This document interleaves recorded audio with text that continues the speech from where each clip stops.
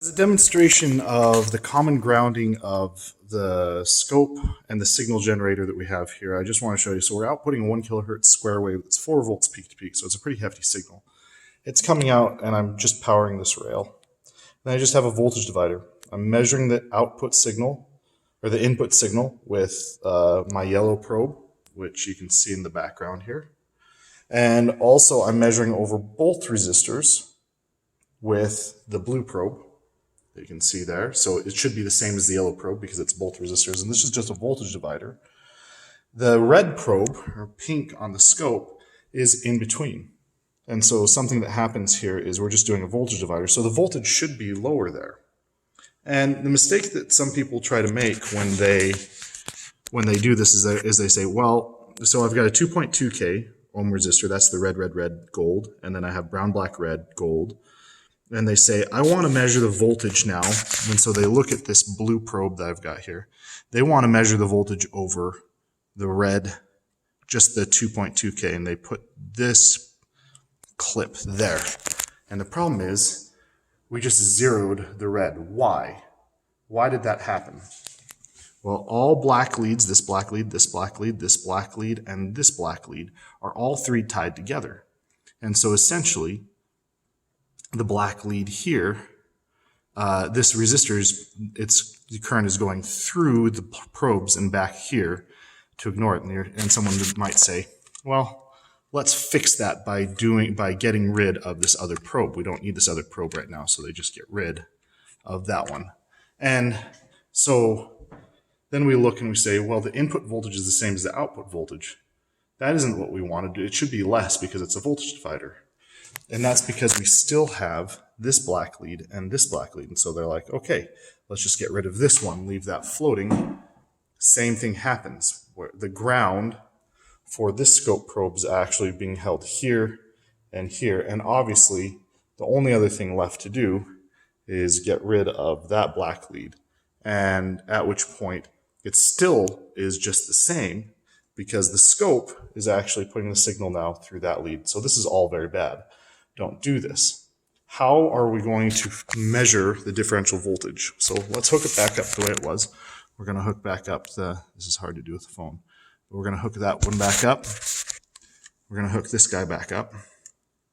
I'm going to move my ground from here down to there, and I'm going to hook back up the other ground. So all of my grounds, all of my zero, my black wires are the same. And now I have it back to my original base setting. And you can see we are measuring a voltage divider there. And the question is, what are we going to do to be able to measure the voltage over the 2.2 ohm resistor? And so what's really cool is these have math. And so I'm going to do math. I'm going to do A minus B. My A operation I'm going to change to on. And you can so there's A, I'm going to change it back to A minus B. So now it's doing the difference between channel 1 and channel 1. Okay, that's pretty dumb. So I want it between channel 2 and channel 3. So let's just go, channel 2 is A. No, it always does that.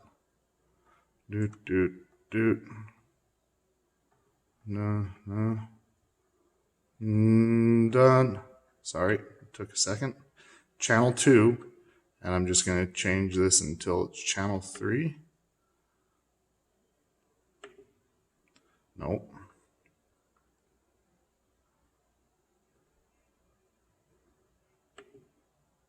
Okay, so now it's channel 2 minus channel 3. And you can see that the magenta and the purple should add up to the blue.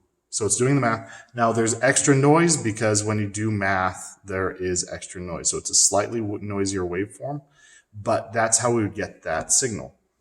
You can also just do the math in MATLAB. Now there's one other thing. I'm going to hook this circuit up now to my full wave rectifier here, my bridge rectifier. And so I'll pause it here for a second and you guys can see me hook up. And the reason why we want to do this is because of how the bridge rectifier doesn't have a good way of putting a ground. So let's hook that one up. Okay, so I have both the zeros tied over here. I have 2 diodes here, and in between a resistor. And I just have the scope probes here. Now you'd be tempted to measure the voltage over the resistor by putting a black probe on one side and a scope probe on the other. But since this end here is tied to our black or our ground or our 0 reference, that would short out one or the other of these diodes, depending on what time what the cycle is. So instead, I'm just taking this channel, subtracting this channel, just exactly as the math was before. Let's take a look. The waveforms are a little bit weird, so our input waveform, let's turn off channels sequentially. Okay, and we're going to turn that one off. And so this is our input. Channel 2 is going to look a little bit weird. It has all this goobery stuff, not how we expect a half-wave rectified signal to be, because it's not. And then we have the other channel, which is channel 3, also has the goobery stuff. But then, if we look at the math shows us the full wave rectified signal. And I'm going to do, let's look at the math, 1 volt scale, and I'm going to increase our voltage here so we can see that full wave rectified signal in all its glory. So now you can see that we have a full wave rectified signal doing the math. And just to give you an idea, if I were to try to take this here, we'll disconnect probe 3 and completely, and then probe 2,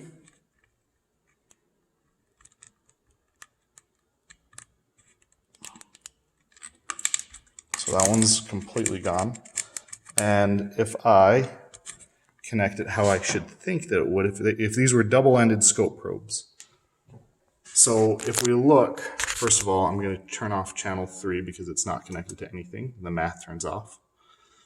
And two things happen. Our input signal is seriously messed up. Okay, that's yellow. And our output channel is just a half-wave rectified signal. And so this is not what we want either.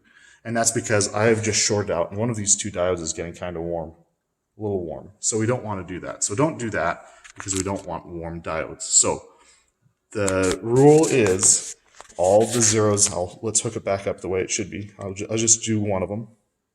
There. And now we have the input signal is not messed up, and our output signal is that weird looking half-wave rectified. It's not quite half-wave rectified. And I will just hook up this other probe.